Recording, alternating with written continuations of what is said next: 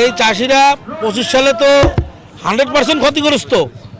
25 সালে যা ইনভেস্ট করছে কেজিতে 1 টাকা ফেরত পাইছে, সামান্য 1 টাকা, 15 টাকা উৎপাদন খরচ ফেরত পাইছে 1 টাকা।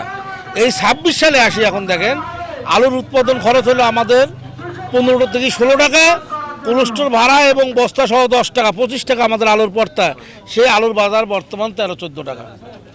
তাহলে আমাদের ইনভেস্ট থেকে এই বছরও এখন যে পরিস্থিতি তাতে 70% টাকা নাই, আমরা 30% টাকা হয়তো ফেরত পাইতে পারি।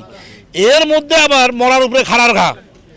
গত বছর ভাড়া ছিল 250 থেকে 300 টাকা, সেই ভাড়া আবার কোলেস্টোর মালিকেরা তাল ভাওনা করে 435 টাকা ভাড়া কাটতেছে। এখন আমাদের উপরে জুলুম চাপাই দেওয়া হচ্ছে। কোলেস্টোর আলুর বাজার হলো 9 টাকা, কোলেস্টোর ভাড়া হলো 8 টাকা।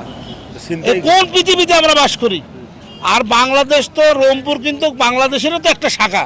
আপনার এখন পর্যন্ত কুমিল্লা, মুন্সিগঞ্জে আলুর ভাড়া হলো 250 থেকে 250, সর্বোচ্চ 300 টাকা।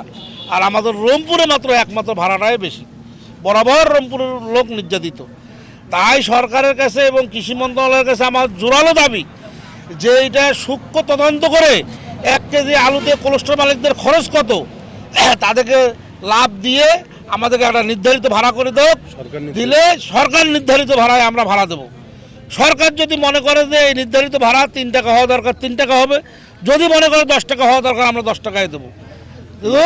সঠিক তদন্তের মাধ্যমে এই তদন্ত কমিটিতে চাষি এবং আলু ব্যবসায়ী এবং আলু চাষি এবং কোলেস্টোর মালিক এবং কৃষি মন্ত্রণালয়, কৃষি বিপণী সহ যৌথ কমিটি গঠন করে সূক্ষ্ম তদন্তের মাধ্যমে ন্যায্য ভাড়ার দাবিতে আজকে আমাদের এই মানববন্ধন।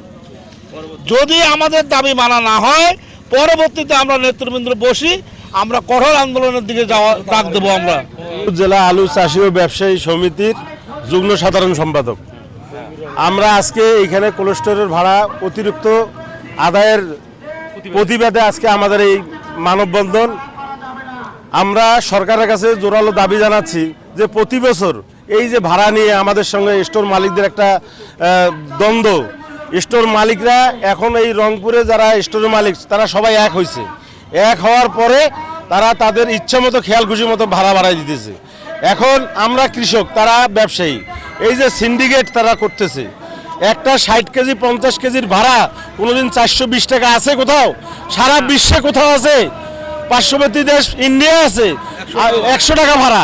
সেই জায়গায় আমাদের এমনি এই বছর আপনারা জানেন যে 25 সালে আমরা ক্ষতিগ্রস্ত, 26 সালেও আলুর বাজার নাই। আলু আমাদের ঘরের আলু ঘরে নষ্ট হয়ে যেতেছে। কিছু যারা আমরা কিছু সংরক্ষণ করছি, এখন স্টোরের মালিকের যে অবস্থা 435 টাকা ভাড়া, আলু হলো 10 টাকা কেজি, ভাড়া হলো 8 টাকা। এটা কি ইনসাফ? তারেক রহমান সাহেব ইনসাফের কথা বলে, ইনসাফের দেশ চালাবে। এইভাবে যদি কৃষক মারা যায় তাহলে কি উনি কি দেশের উন্নয়ন করতে পারবে? তাই সরকার বাহাদুরের কাছে আবেদন, উনি যেন এই কোলেস্টোরের ভাড়াটা যৌক্তিক পর্যায়ে নিয়ে আসে। যদি না নিয়ে আসে তাহলে আমরা সবাই মিলে আত্মহত্যা দেবো। আমরা রংপুরের মানুষ আত্মহত্যা দেবো। কোনো উপায় নেই। আমরা সরকারের কাছে দাবি জানাচ্ছি উনি যেন অতি দ্রুত আমাদের এই স্টোর ভাড়াটা যাতে সঠিকভাবে ঠিক করে দেয়। এই বছর উনি যাতে সরকার নির্ধারিত ভাড়া আমরা ভাড়া দেবো, নচেত আমরা কোনো ভাড়া দিয়ে এবার স্টোর থেকে আলু বাড়ি করবো না। মুন্সিগঞ্জ, বিক্রমপুর ওই এলাকার ভাড়া আছে 160 টাকা, 180 টাকা থেকে 200 টাকা। আর আমাদের রংপুরে ভাড়া করছে 400 টাকা, 400 থেকে 450 টাকা। 1 কেজি আলুর ভাড়া করছে 60 টাকা। আমাদের ঢুকাইতে খরচ পড়ছে 3 টাকা, 10 টাকা। আর আলু বিক্রি হয়েছে 16 টাকা। তাহলে আমরা পাইতেছি 6 টাকা। 6 টাকা উৎপাদন খরচ হচ্ছে 15 টাকা। তাহলে আমরা উৎপাদন খরচ আমাদের 15 টাকা, আমরা পাইতেছি 6 টাকা। আমাদের প্রতি কেজি 9 টাকা লস। তাহলে কত টাকা আমাদের কৃষকের লস হবে। উত্তরবঙ্গ আর দক্ষিণবঙ্গের হিসেব করবে সরকার, সরকার হিসেব করতে উপকার ভাড়া যদি এত কম, আমাদের ভাড়া কেন বৃদ্ধি।